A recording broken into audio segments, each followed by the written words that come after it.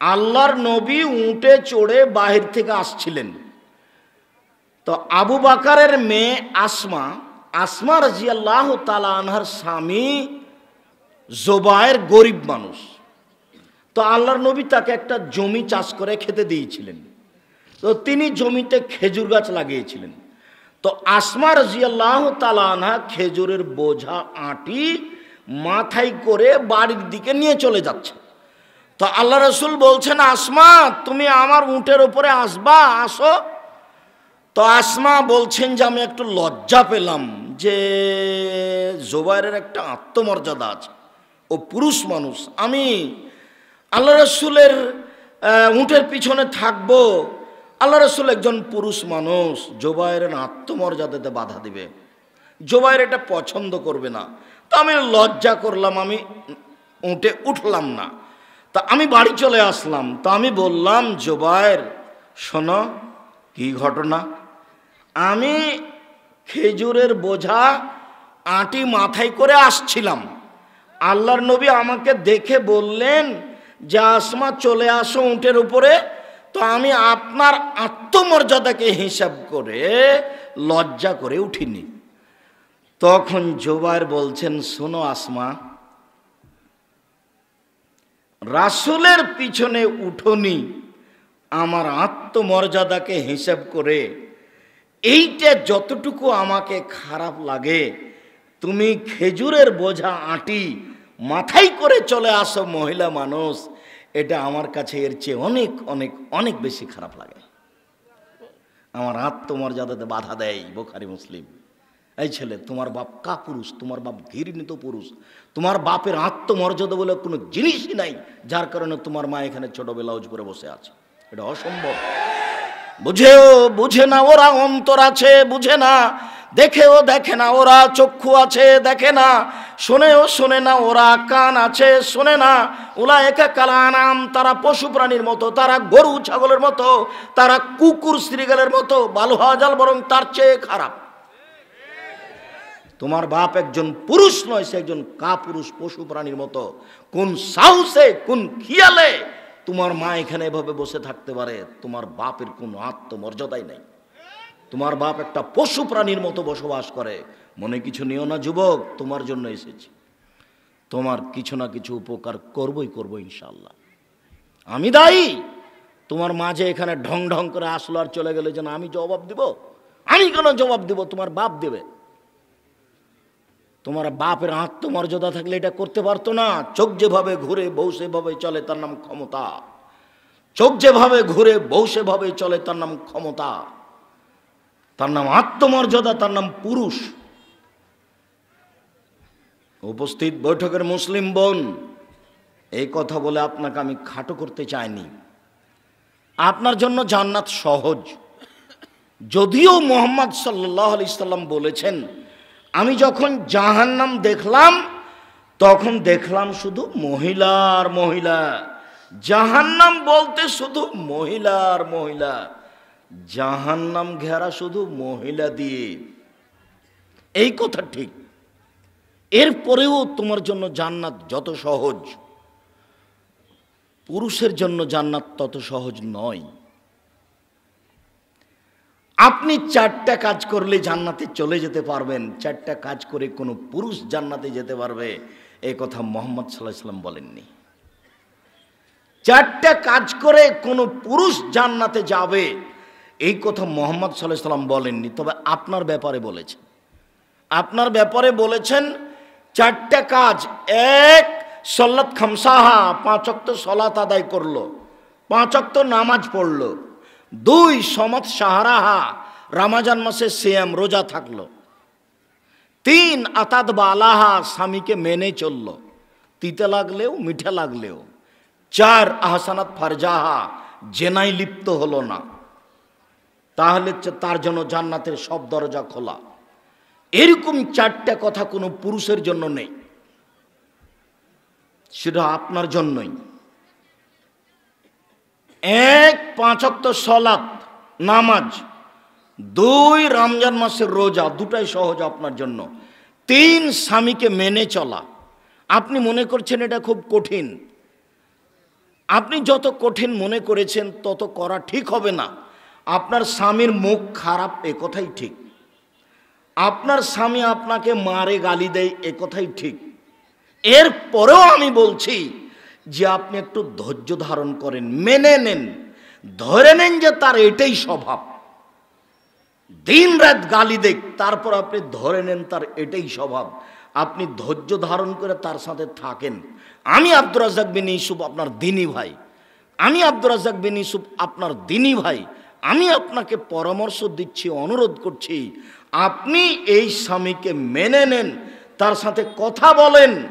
এক গিলাস পানি চাইলো, কথা না বলে ধ্যাকস করে গিলাসটা রেখে চলে গেলেন। এভাবে তো জান্নাত কিনা যাবে না, আপনার ইবাদত কবুল হবে না। শেষ পর্যন্ত যদি আপনার নাই চলে, তাহলে আপনি খোলা তালাক করে নেন। কথা বন্ধ করেছেন, সপ্তাহ চলে যাচ্ছে, মাস চলে যাচ্ছে, ভাত দিয়ে পাঠাচ্ছেন বেটির হাতে, কাজের লোকের হাতে, বৌমার হাতে, আপনি যেতে চান না, কথা বলেন না। এটা তো শয়তান সুযোগ নিয়েছে। তাহাজ্জুদ পড়ে কি করবেন?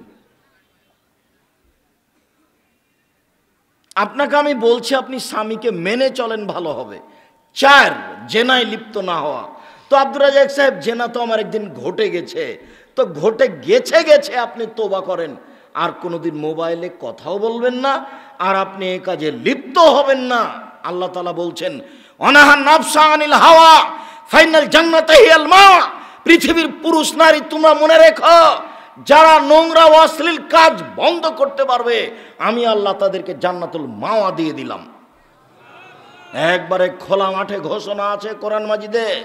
আল্লাহ তাআলা স্পষ্ট করে ঘোষণা করে দিয়েছেন, পৃথিবীর মানুষ মনে রেখো, আদমের ছেলে মনে রেখো, যারা পাপ করছো যদি পাপ বন্ধ করে দিতে পারো, অশ্লীল কাজ যদি বন্ধ করে দিতে পারো, আমি আল্লাহ ঘোষণা দিয়ে দিলাম তোমার জন্য জান্নাতুল মাওয়া আছে। তা আপনি আজ থেকে বন্ধ করে দিন। আর এই ছেলে, তোমাকে বলেছি, তুমি আজ থেকে নিয়ে ওই বড় মোবাইল, যাতে ল্যাংটা মেয়ে নাচে, এই মোবাইল ব্যবহার করো না। আগের বারে যেমন বলে গেছিলাম যে চাঁপাই নবাবগঞ্জের একটা নিয়মের নামের উপরে পেশাব করে দিয়ে উঠো, সেটা কি জানো? ডুলি বিবি। ডুলি বিবি শব্দটাতে পেশাব করে দিলাম, এই শব্দ বলে উঠবে, যেন আর কোনোদিন তোমার বিবাহতে ডুলি বিবি না বসে, বড় মেয়েরা যেন না নাচে, ওরা যেন গীত না গায়, এটা বলেছিলাম। আজকে বলো যে বড় মোবাইলে পেশাব করে দিলাম, ওই মোবাইল আর কোনোদিন ব্যবহার করবো না। যে মোবাইলে ল্যাংটা মেয়ে নাচে, ব্যবহারই করবো না, ওকে ভেঙে ফেলে দাও। ও তোমার ক্ষতি করেছে, তোমার বংশের ক্ষতি করেছে, তোমার বাপের ক্ষতি করেছে, তোমার মায়ের ক্ষতি করেছে, তোমার জাতির ক্ষতি করেছে, তোমাকে জাহান্নামে ঠেলে দিয়েছে, তোমাকে দিন রাত ল্যাংটা মেয়ে দেখায় এই মোবাইল। এই তোমার কত ক্ষতি করেছে, আমি তোমাকে কি দিয়ে বুঝাই? সম্মানিত দিনী বোন, আপনার জন্য জান্নাত সহজ, পুরুষের জন্য জান্নাত সহজ নয়। আর আপনি যদি বলেন, আব্দুর রাজ্জাক সাহেব, আপনি তো একদিন একটা কথা বলছিলেন, সেটা হলো, কেউ যদি ওযু করার পরে বলে আশহাদু আল্লাহ ইলাহা ইল্লাল্লাহু ওয়াহদাহু লা শারীকা লাহু ওয়া আশহাদু আন্না মুহাম্মাদান আবদুহু রাসূলুহু, তাহলেও জান্নাতের সব দরজা খোলা। হ্যাঁ, এই কথা ঠিক, হাদিস তো বুখারী মুসলিম, এটা সবার জন্য। পুরুষ যদি ওযুর পরে বলে তো তার জন্য, নারী যদি ওযুর পরে বলে তার জন্য। যদিও আমরা মক্তবে শিখেছিলাম ওযু করার পরে এই দোয়া পড়তে হয়, আল্লাহুম্মা জাল্লি মিনাত তাওয়াবিন ওয়াজালনি মিনাল মুতাতাহিরিন। এই দোয়া চলে, এতে নেকি হবে। তবে কি নেকি হবে এই কথা মুহাম্মদ সাল্লাল্লাহু আলাইহি ওয়াসাল্লাম বলেননি। আর এই দোয়া যদি কেউ পড়ে ওযু করার পরে, আশহাদু আল্লা ইলাহা ইল্লাল্লাহু ওয়াহদাহু লা শারীকা লাহু ওয়া আশহাদু আন্না মুহাম্মাদান আবদুহু রাসূলুহু, তাহলে জান্নাতের সব দরজা খোলা। এই কথা আমি বলিনি, আমি অনুবাদক। এই কথা মুহাম্মদ সাল্লাল্লাহু আলাইহি সাল্লাম বলেছেন। আর হাদিস বুখারী মুসলিম। বুখারী মুসলিম মানে আম গাছে জাম ধরতে পারে, ধরে না, অমাবস্যার রাতে চাঁদ উঠতে পারে, উঠে না, সুঁয়ের ছিদ্রতে লাঙ্গলের ফাল ঢুকতে পারে, ঢোকে না, সুঁয়ের ছিদ্রতে লাঙ্গলের ফাল ঢোকে যেতে পারে, আম গাছে জাম ধরে যেতে পারে, অমাবস্যার রাতে চাঁদ উঠে যেতে পারে, এগুলো ঘটে যেতে পারে। আমি যেই কথা বললাম, এই কথাতে সন্দেহ আছে বলে কিয়ামত পর্যন্ত চেষ্টা করলে সরিষা ঢোকানো যাবে না, তার নাম বুখারী মুসলিম। পৃথিবীতে এমন এক সময় যদি চলে আসে আল্লাহর নবীর কথা সব মানুষ মেশিন দিয়ে ধরবে, এরপরে যদি বুখারী মুসলিমের সাথে না মিলে তাহলে সেটা বাতিল বলে গণ্য হবে। সেটা যারা খাঁটে মুসলিম তারা সেটা গ্রহণ করবে না, তারা বলবে বুখারী মুসলিমে যেটা আছে সেটাই ঠিক। সম্মানিত দ্বীনি বোন, আপনাকে আমি আরেকটা কথা বলি, আপনি মনে রাখবেন, মহিলারা বেশি জাহান্নামে যাবে এ কথাই ঠিক। রাসূল সাল্লাল্লাহু আলাইহি সাল্লাম বলছেন যে 3 শ্রেণীর মানুষ জান্নাতে জাহান্নামে যাবে। তার এক শ্রেণীর মানুষ হচ্ছে মধুমেনুল খামর, যারা নিয়মিত বিড়ি, তামাক, জর্দা, সিগারেট, গুল, নেশাদার দ্রব্য খায়, পান করে, তারা জাহান্নামে যাবে। 1। 2 আর রাজলাতু মিনান নিসায়ে, পুরুষের বেশধারী নারী, যারা পুরুষের জুতা স্যান্ডেল পরে, যারা পুরুষের শার্ট প্যান্ট পরে, যারা পুরুষের পোশাক পরে, যারা পুরুষের গেঞ্জি গায়ে দেয়, যারা পুরুষের জুতা পরে, এরা জাহান্নামে যাবে। আল্লাহর হাতে থাকবে, কেউ কারোর কোনো উপকার করতে পারবে না। বিচারের দিন বড় কঠিন। বিভিন্ন দিন বলেছি কবর যত কঠিন, কিয়ামত তার চেয়ে অনেক অনেক অনেক বেশি কঠিন। কিয়ামত যত কঠিন, জাহান্নাম তার চেয়ে অনেক অনেক অনেক বেশি কঠিন। উসমান রাদিয়াল্লাহু তাআলা আনহু ইযা ওয়াকাফা আলা কবরিন, যখনই তিনি কোনো কবরের পাশে দাঁড়াতেন তখন তিনি কাঁদতেন। হাত্তা ইয়াবুল্লা লেহিয়াতাহু, কেঁদে তিনি তার দাড়ি ভিজিয়ে দিতেন। 2 চোখের পানি ঝরঝর ঝরঝর করে দাড়ির উপর দিয়ে বয়ে পড়ত। তাকে বলা হতো তাজকুরুল জান্নাত ওয়ান নার ফালা তাবকি ওয়া তাবকি মিন হাদা, আপনি তো জাহান্নামের কথা বলেন, জান্নাতের কথা বলেন, তখন তো এত কাঁদেন না, কিন্তু যখনই আপনি কবরের পাশে দাঁড়ান তখন আপনি এত কাঁদেন কেন? এটা তাকে জিজ্ঞাসা করা হলে তিনি উত্তরে বললেন, দেখেন আল্লাহর নবী বলেছেন, আল কবর আউয়ালু মানজিল মিন মানাজিলিল আখিরা, কবর হচ্ছে প্রথম স্তর, কবর হচ্ছে প্রথম বিপদ, কবর হচ্ছে প্রথম স্তর। পরকালে যত স্তর আছে তাহলে কয়েকটা স্তর আছে। ফাই না যাবেন হু ফা বাদা আইসার মিনহু, যদি কবরে মানুষ বেঁচে যায় তাহলে এরপরে যত স্তর আছে সব সহজ হয়ে যাবে। অন্যাম এনজমেন হু ফা বাদ আসাধ্য মিনহু, আর যদি মানুষ কবরে বাঁচতে না পারে তাহলে এরপরে যত স্তর আছে সব আরও জটিল কঠিন হয়ে যাবে। কবর যত কঠিন, কিয়ামত তার চেয়ে অনেক বেশি কঠিন। কিয়ামত যত কঠিন, জাহান্নাম তার চেয়ে অনেক অনেক অনেক বেশি কঠিন। রাসূল সাল্লাল্লাহু আলাইহি ওয়াসাল্লাম বলছেন, যখন মানুষ জিজ্ঞাসার উত্তর দিতে পারবে না তখন তাকে ফেরেশতাগণ মারবেন।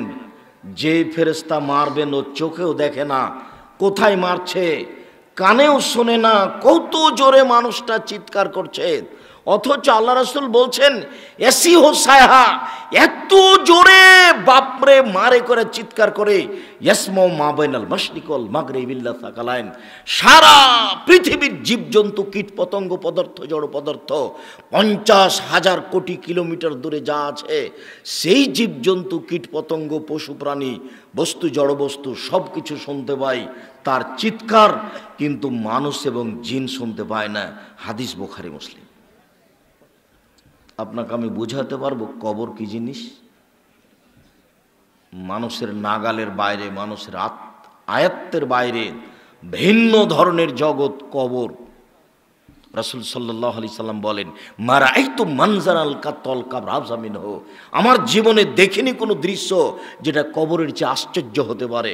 মুহাম্মদ সাল্লাল্লাহু আলাইহি সাল্লাম বলেন, আমার জীবনে আমি যেটা দেখেছি তাতে সবচেয়ে আশ্চর্য ভিন্ন ধরনের ব্যতিক্রম জায়গা হচ্ছে কবর।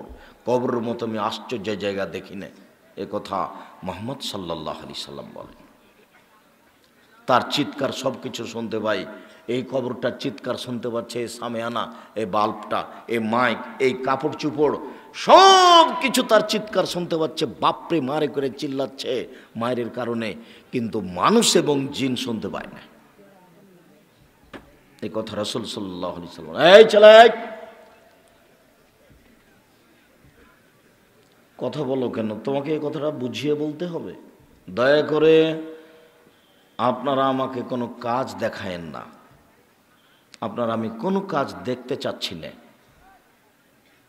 আল্লাহর কসম, আল্লাহে আল্লাহর কসম, আল্লাহে আল্লাহর কসম, 90 সাল থেকে নিয়ে এখন পর্যন্ত আমি কোনোদিন অপ্রয়োজনীয় বাক্য বলিনি। আল্লাহর কসম, 90 সাল থেকে নিয়ে এখন পর্যন্ত আমি কোনোদিন কারো বিরুদ্ধে কোনো কথা বলিনি। আমি বলেছি আমার তদন্তে শতকরা 95 জন বক্তা মিথ্যুক, তবে আমি বলিনি ইনি মিথ্যুক, এ কথা আমি বলিনি। আমি বলেছি আমার তদন্তে শতকরা 98 জন মুফাসসির মিথ্যুক, তবে আমি বলিনি ইনি মিথ্যুক। আপনার যদি সাহস থাকে আপনি বলেন যে আমার মুফাসসিরের কোনটা মিথ্যা আছে বের করেন তো, তখন আপনাকে আমি দেখাবো পাতায় পাতায়। আমি তো ওরকম তাফসির মাহফিল চাইনি। তোমার গায়ে রক্ত নাই সেই জন্য তুমি করেছো, আমার গায়ে রক্ত আছে, আমি চাই না। অর্থাৎ তো হিতাহিত জ্ঞান নেই যে দাউদ আলাইহিস সালাম কোনো মহিলার প্রেমে পড়বেন কিনা, এত বড় নবী, এরকম হতে পারে? উনি দাউদ আলাইহিস সালামের কাহিনী আমাকে আর আপনাকে শুনিয়ে দিলেন, ইউসুফ জুলেখার বিবাহের কাহিনী শুনিয়ে দিলেন, হয়ে গেল তাফসির? বিবেচনা আছে? হাজার হাজার লক্ষ লক্ষ মিথ্যা তাফসির আছে। এদেশে একটা বই পাওয়া যায়, বইয়ের নাম তাফসির কি মিথ্যা হতে পারে, জানি না কোনোদিন নাম শুনেছেন কিনা।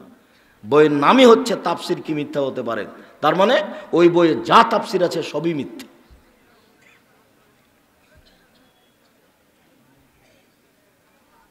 আল্লাহর কসম, 90 সাল থেকে নিয়ে এখন পর্যন্ত আমি কোনোদিন কেসা কাহিনী বলিনি। আল্লাহর কসম, 90 সাল থেকে নিয়ে এখন পর্যন্ত আমি কোনোদিন কোনো মানুষের কাছে পথ খরচ পাতেও চাইনি।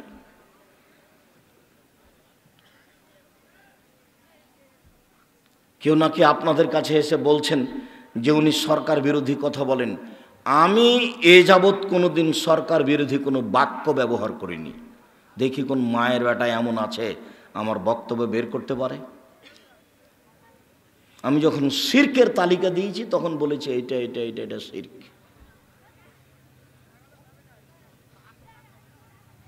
জঙ্গি বিরোধী বক্তব্য যারা দিয়েছে, আমি তার সবচেয়ে শক্তিশালী কঠোর ভিন্ন ধরনের বক্তব্য আমি দিয়েছি। সেটা বিচার এমনিতেই করতে পারে, থানা থেকে একটা এসে কিছু বললেই হলো, তার বিবেচনার হিসাব আছে। অতএব কষ্ট করে হলেও যদি শত অনুরোধের কারণে আপনার কাছে চলে আসতে পারি, দয়া করে যতক্ষণ পর্যন্ত আমি থাকব ততক্ষণ পর্যন্ত আপনি আপনার প্রয়োজন দেখায়েন না। এসেছেন, আপনি আমার দিনী ভাই, আপনি আমার দিনী বোন, আপনাকে অনেক ভালোবাসি। আপনি ভদ্রতা বজায় রেখে চুপচাপ আলোচনা গুরুত্ব সহকারে শোনার চেষ্টা করবেন। আপনার কিছু না কিছু উপকার করবই করব ইনশাআল্লাহ। আপনি আমাকে দেখতে পান আর না পান, এক পায়ে দাঁড়িয়ে থাকবেন। অনেক সময় তো থাকেন। আপনাকে তো আমি বলেছি যে মানুষের জীবনে 4টা জরুরি কাজ, এর চেয়ে জরুরি কাজ আমি মনে করি না আর কিছু আছে। 1, 5 ওয়াক্ত সালাত, 2, হালাল রুজি, 3, কোরআন তেলাওয়াত, 4, দুইজন যেখানে বসে আছে সেখানে বসবেন না।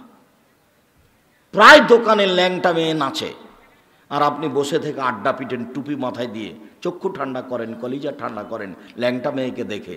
তাহাজ্জুদ পড়ে ল্যাংটা মেয়েকে দেখে আপনি জান্নাত কিনতে চান, জান্নাত পড়ে আছে। রাসূল সাল্লাল্লাহু আলাইহি সাল্লাম বলছেন হুজবাতিন নার বিশাওয়াত, জাহান্নাম ঘেরা আছে মনের ইচ্ছা দিয়ে। আমি অনুবাদক, এই কথা মুহাম্মদ সাল্লাল্লাহু আলাইহি সাল্লাম আজ থেকে 1450 বছর পূর্বে বলেছেন, হাদিস বুখারী মুসলিম। ও হুজবাতিল জান্নাত বিল মাকারিহি, নিয়ম নীতি কষ্ট ক্লেশ ত্যাগ তিতিক্ষা অনেক কিছু দিয়ে জান্নাত ঘেরা আছে। জান্নাত সহজে পাওয়া যায় না, জাহান্নাম সহজে পাওয়া যায়। মনের ইচ্ছা দ্বারা জাহান্নাম ঘেরা আছে। দাড়ি চাঁচে যে মন মতো চলে সে, দাড়ি ছোট করে যে মন মতো চলে সে, প্যান্ট টাকনোর নিচে পরে যে মন মতো চলে সে, দোকানে বসে আড্ডা পিটে যে মন মতো চলে সে, দোকানে বসে একজন আর একজনের বদনাম করে যে, মন মতো চলে সে, মন মতো চলে যে জাহান নামে যাবে সে। সুদ ঘুষ খায় যে, মন মতো চলে সে, মন মতো চলে যে জাহান নামে যাবে সে। ওই রাত 2টা 3টায় ঘুমিয়ে সকাল 8টা 9টার দিকে উঠে মুখখান ভ্যাংচা হয়ে থাকে, ইবলিশ ওর মুখে পেশাব করে দিয়েছে। এ কথা আমি বলিনি, এ কথা মুহাম্মদ সাল্লাল্লাহু আলাইহি ওয়াসাল্লাম বলেছে যে ওর কানে শয়তান পেশাব করে দিয়েছে। হাদিস বুখারী মুসলিম। যার জন্য মুখখান ভ্যাংচা হয়ে আছে, 7টা 8টার সময় উঠেছে। ও কি আল্লাহকে মূল্যায়ন করবে? ও তো মন মতো চলে, মন মতো চলে যে জাহান নামে যাবে সে। কিসের ছাই ক্লাস 10-এ পড়েছে মেয়েটা, এখন বসে আছে মাথায় কাপড় না দিয়ে, তো ও কি জান্নাত লাভ করবে? মাস্টার ডিগ্রি পাস করেছে, ল্যাংটা নগ্ন হয়ে ঘুরে বেড়াচ্ছে, নিজেও ক্ষতিগ্রস্ত হলো, জাতিকেও ক্ষতিগ্রস্ত করলো, নিজেও পাপী হলো, জনগণকে পাপী করে জান্নাত কিনতে চাচ্ছে। আমি এ কথা বলিনি, মুহাম্মদ সাল্লাল্লাহু আলাইহি সাল্লাম বলেন, হুজবাতিন নার বিশাহওয়াত, মনের ইচ্ছা দ্বারা জাহান্নাম ঘেরা আছে। নিয়ম নীতি কষ্ট ক্লেশ ত্যাগ তিতিক্ষা দিয়ে জান্নাত ঘেরা আছে। এটা তার মুখের ভাষা। হুজবাতিন নার বিশাহওয়াত ও হুজবাতিল জান্নাত বিল মাকারিহি। হাদিস বুখারী মুসলিম। আপনি এসেছেন, আপনাকে অনেক ভালোবাসি, আপনি আমার দিনী বোন। এসেছেন গল্প করতে, ঢং ঢং করতে করতে এসেছেন, আবার ঢং ঢং করতে করতে চলে যাবেন। এটা কোন অভ্যাস? এটা কোন অভ্যাস? এত খারাপ অভ্যাস কেন? মুখ বন্ধ করবেন, এসেছেন মুখ বন্ধ করে রাখেন। এটি কি চাচির বাড়ি এসেছেন, খালার বাড়ি এসেছেন? গল্প করছেন কেন? আপনার গায়ের ওপর দিয়ে আর একজন চড়ে চলে গেলে আপনি মুখ খুলবেন না, মুখ বন্ধ করে থাকেন। যে যা করছে করে ফেলুক, আপনি মুখ বন্ধ করে রাখেন। আপনি একজন মহিলা মানুষ, এসেছেন গল্প করতে করতে এসেছেন, এখন মাদুর হাতে করে আবার গল্প করতে করতে চলে যাচ্ছে। কই মুখ দিয়ে তো আপনার একবার সুবহানাল্লাহ বের হয় না, আলহামদুলিল্লাহ বের হয় না। রাসূল সাল্লাল্লাহু আলাইহি সাল্লাম বলছেন, মানুষের সবচেয়ে দামি সম্পদ পৃথিবীতে ওই জিহ্বা, ওই মুখ, যে মুখ লেসানুন দাকের, ওই জিহ্বা, ওই মুখ, যে মুখ, যে জিহ্বা একটু সুবহানাল্লাহ আলহামদুলিল্লাহ আল্লাহু আকবার বলতে পারে। সবচেয়ে দামি সম্পদ মানুষের জিহ্বা, সবচেয়ে দামি সম্পদ পৃথিবীতে, এর চেয়ে দামি সম্পদ নয় নেই। ওই জিহ্বা, যে জিহ্বা সুবহানাল্লাহ আলহামদুলিল্লাহ আল্লাহু আকবার বলতে পারে। বাড়ি থেকে বের হয়ে আর একজনের বদনাম করতে করতে ঢং ঢং করে আসলেন, আবার বদনাম করতে করতে ঢং ঢং করে চলে গেলেন। যাচ্ছেন কেন? আপনার স্বামী কাপুরুষ, এই জন্য। স্বামী যদি সত্যি বীর পুরুষ হতো, স্বামীর যদি একটু আত্মমর্যাদা থাকতো, তাহলে আপনি এভাবে গল্প করতে করতে আসতে পারতেন না। আত্মমর্যাদা বুঝেন? এই মেয়ে বসো, আত্মমর্যাদা বুঝেন? আপনি মহিলা মানুষ, আপনি আমার দিনী বোন, আপনি মনে করিয়েন না যে আব্দুর রাজাক সাহেব মনে হয় আমাদের উপরে কঠোরতা করছেন। জি না, আপনাকে বলছি আমি, উপস্থিত দিনী বৈঠকের মুসলিম বোন শুনেন, এদিকে শোনেন, আপনাকেই বলছি, আত্মমর্যাদা বুঝেন? এদিকে দেখেন, আমি বলছি, এদিকে দেখেন আত্মমর্যাদা কাকে বলে। এদিকে দেখেন আত্মমর্যাদা কি জিনিস। আপনার স্বামীর আত্মমর্যাদা থাকলে আপনি এটা করতে পারতেন না।